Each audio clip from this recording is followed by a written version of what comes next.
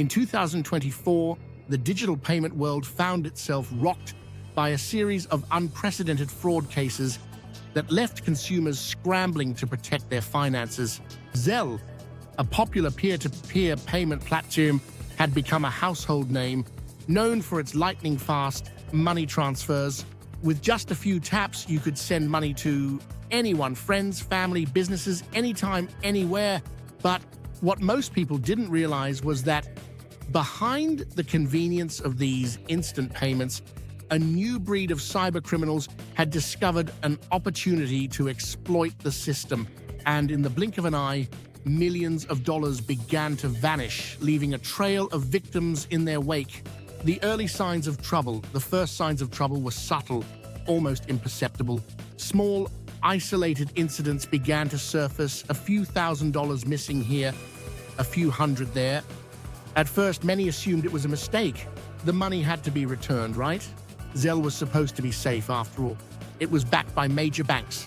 Yet as weeks turned into months, the reports became more frequent and the amounts grew larger. It was clear that this was no ordinary glitch.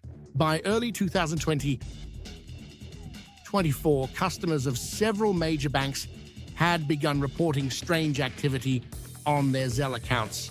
They noticed large sums of money being transferred to unfamiliar names, sometimes multiple transfers in a single day. Some victims even received phone calls from scammers posing as bank employees, urging them to confirm their account details for security reasons. Once the victim provided the information, the funds were immediately drained. It wasn't just a few isolated cases. Soon the news media began picking up on the wave of fraud. Headlines began to flood the internet, warning consumers about the increasing number of Zelle-related scams. One of the most striking things about these cases was the sheer speed with which the money was stolen. What made Zelle so popular, the instant transactions, was now working against the people who trusted it. In mere minutes, scammers could empty an account and disappear without a trace. How it happened, the anatomy of a scam, the trick was deceptively simple. Cybercriminals didn't need to hack into complex systems or break through firewalls. Instead, they used a far more insidious method: credential stuffing and social engineering. At its core, credential stuffing is the act of taking usernames and passwords from previous data breaches, of which there had been many in recent years, and trying them on other platforms. Many users reuse the same login credentials across multiple sites, an easy target for fraudsters. Once the criminals obtained a victim's banking credentials through this method, they could easily log into their accounts and access Zelle. However, they didn't stop there. In fact, this was only the beginning of the scam. To make the thefts appear legitimate, scammers would take advantage of a second vulnerability: trust. Using fake customer service numbers, they would call the victim and pose as a representative of their bank. The scammer's voice was calm and reassuring, designed to put the victim at ease. "We've noticed some unusual activity on your account," they'd say. "For your protection, we need to verify some details." The victim, often confused or alarmed, would be asked to confirm personal information such as account numbers, social security numbers, or even a one-time verification code sent via text message. Once the scammer had this information, they would bypass any security measures and initiate the transfer of funds. It wasn't just small amounts that were being stolen either. In many cases, scammers drained entire bank accounts, leaving the victim with nothing but the overwhelming realization that their money was gone. The victim's real lives affected. Take Emily, for example. She had been using Zelle for months, never once thinking that she would fall victim to fraud. One afternoon, as she was browsing through her emails, her phone rang. The number appeared to be from her bank. The voice on the other end claimed to be from the fraud prevention department, alerting her to some unusual activity. Emily was told that someone had tried to access her account and that she needed to verify her identity immediately. Panic set in as she listened. The scammer reassured her, saying, We just need to confirm a few details to prevent unauthorized transactions.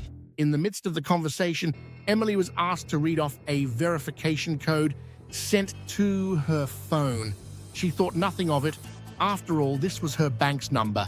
It wasn't until later that evening, when she checked her Zelle transactions, that she realized something was terribly wrong. A transfer of $3,000 had been made to an unfamiliar name. Her heart sank. She called her bank support line only to learn that the money was already gone. There was nothing they could do. The funds had been transferred instantly, and because Zelle payments are irreversible, the money was lost for good. Emily wasn't alone. Across the country, people were experiencing the same devastating situation. Some had lost a few $100s, others tens of thousands. But what tied these stories together was the helplessness victims felt. Zelle was supposed to be a fast, secure way to send money. Yet in 2024, it had become a tool for fraudsters to exploit, and the victims were left powerless. The impact on banks and the public. As the number of fraud cases escalated, banks and financial institutions found themselves scrambling to address the issue. For years, they had promoted Zelle as a secure and fast way to send money. Now, they were facing mounting pressure from customers demanding answers. The first line of defense for many banks was to increase security measures. Multi-factor authentication was introduced in an attempt to make it harder for scammers to gain access to accounts. Some banks began monitoring transactions more closely, but it was clear that these efforts weren't enough to prevent the fraud from spiraling out of control. Consumers were frustrated. Many found that their banks weren't quick to refund stolen money, citing Zelle's policy of irreversible transactions.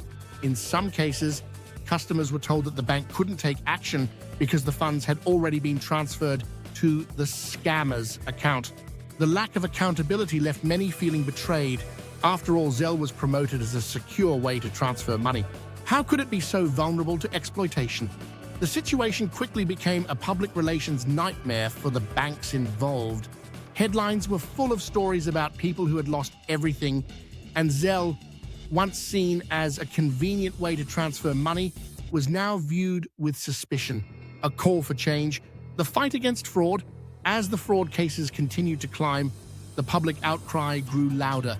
Consumer protection organizations began calling for stricter regulations on digital payment platforms like Zelle. They argued that while the technology had revolutionized the way people send money, it had also introduced new risks that were not being adequately addressed. At the same time, cybersecurity experts began to speak out, urging users to take greater precautions when using Zelle and other payment apps. One of the most important pieces of advice they offered was to never share personal information over the phone, especially when unsolicited. If you receive a call from someone claiming to be your bank, experts recommended hanging up and calling the bank's official customer service number to verify the legitimacy of the call. Another piece of advice was to keep a close eye on transactions, especially if large sums of money were involved. By setting up alerts for all Zelle transactions, consumers could quickly identify suspicious activity. If something seemed off, they were urged to report it immediately to their bank to try and stop the transaction before it was too late. Banks, too, began to respond to the crisis. Some introduced more robust fraud detection systems, while others worked with law enforcement to track down the perpetrators of these scams. But despite these efforts, the problem persisted. The scammers were adapting quickly, changing their tactics and exploiting new vulnerabilities in the system. It was clear that the fight against fraud was ongoing, and both consumers and banks had to remain vigilant. In the end, lessons learned from the Zelle fraud scandal and the future of digital payments. 2024 Zelle fraud scandal wasn't just about money disappearing from accounts, it was about trust being broken. Trust. The convenience of instant payments, which we once believed to be a secure, hassle-free way to handle our finances, became a tool for cybercriminals to exploit. In just minutes, millions of dollars were stolen, leaving victims devastated and without recourse. But this isn't just a story about fraud, it's a wake-up call. It's a reminder that no matter how advanced technology gets, we still have to be vigilant.